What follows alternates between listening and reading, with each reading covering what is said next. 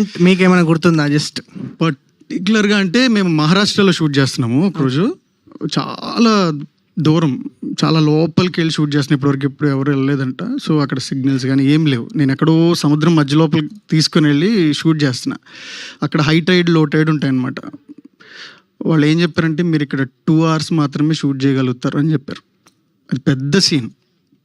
So నేను వెళ్ళి ఒక డే తీయాల్సిన సీన్ ఇది, బట్ 2 hours ఉందని యాక్టర్స్ ఇద్దరు విజయ్ గారి దగ్గర, కీర్తి గారి దగ్గర కూర్చొని మీరిద్దరు ఏం చేస్తారో తెలియదు, ఇది 2 hours ఫినిష్ అవ్వాలని అడిగాను.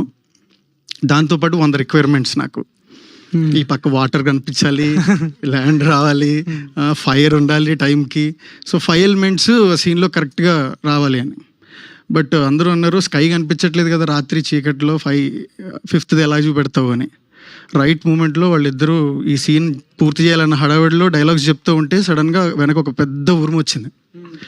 ఆ 5th ఎలిమెంట్ కూడా యాడ్ అయిందని అందరూ క్లాప్స్ కొట్టారు సీన్ అయిపోగానే. So is it on tape sir? అది tape, is it on tape? అది ఓకే టేక్ ఓకే క్రేజీ.